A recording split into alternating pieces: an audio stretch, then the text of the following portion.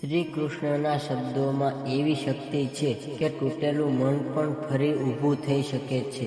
જીવનમાં ઘણી વખત એવો સમય આવે છે જ્યારે માણસ બહારથી હસતો હોય છે પણ અંદરથી સંપૂર્ણ ખાલી થઈ ગયો હોય છે. બધું હોવા છતાં પણ કંઈક ખૂટતું હોય એવું લાગે. મનમાં પ્રશ્નો જ પ્રશ્નો હોય પણ જવાબ ક્યાંય ન મળે. એવો સમય આવે ત્યારે માણસ પોતાને એકલો સમજવા લાગે છે. પણ સાચી વાત એ છે કે એ જ ક્ષણે શ્રી કૃષ્ણ તમારા સૌથી નજીક હોય છે. શ્રી કૃષ્ણ ક્યારેય આપણને સહેલાઈનું વચન નથી આપતા. તેઓ કહે છે, માર્ગ મુશ્કેલ હશે પણ તું ચાલતો રહેજે, હું તારી સાથે છું. ભગવદ્ ગીતામાં એક ખૂબ જ ઊંડો સંદેશ છે.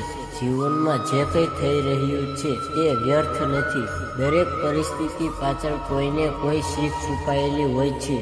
જ્યારે માણસ દુઃખમાં ડૂબી જાય છે ત્યારે તે પૂછે છે, મારા સાથે જ કેમ? પણ કૃષ્ણ કહે છે, તારા માટે જ છે, કારણ કે તું એ સહન કરી શકે છે. આપણે ઘણીવાર પરિણામની ચિંતા કરીને જ હારી જઈએ છીએ. પણ કૃષ્ણ કહે છે, કર્મ કર, પરિણામનો ભાર મારા ઉપર છોડી દે. આ વાત માત્ર શબ્દ નથી, આ તો જીવન બદલવાનો રસ્તો છે. જો તમે હારવાનો વિચાર કરો છો તો એકવાર જરૂર વિચારજો, શું તમે ખરેખર પૂરો પ્રયત્ન કર્યો છે? કૃષ્ણ શીખવે છે કે હાર ત્યારે નથી આવતી જ્યારે આપણે પડી જઈએ છીએ.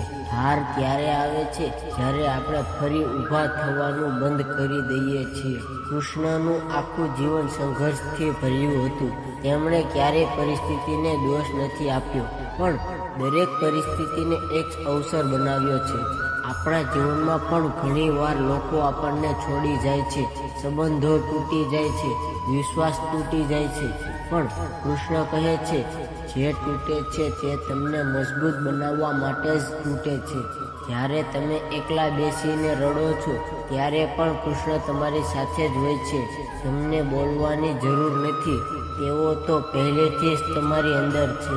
એક વાત હંમેશા યાદ રાખજો, અંધકાર ક્યારેય કાયમી નથી આવતો. જેટલો ઘેરો અંધકાર હશે એટલો જ તેજસ્વી પ્રકાશ આવશે. કૃષ્ણ આપણને શીખવે છે કે સાચી શક્તિ બહારની પરિસ્થિતિમાં નથી પણ આપણા મનમાં છે. જો મન મજબૂત હોય તો દુનિયાની કોઈ તાકાત તમને હરાવી શકતી નથી. જો આજે તમે થાકી ગયા છો, જો તમને લાગે છે કે હવે કંઈ બાકી નથી, તો આ એક વાત દિલમાં બેસાડી દેજો, આ અંત નથી, આ તો એક નવી શરૂઆત છે. કૃષ્ણ પર વિશ્વાસ રાખ. સમય બતાવશે, પરિસ્થિતિ બતાવશે, પણ જો તમારો વિશ્વાસ મજબૂત રહેશે તો તમારી જીત નિશ્ચિત છે.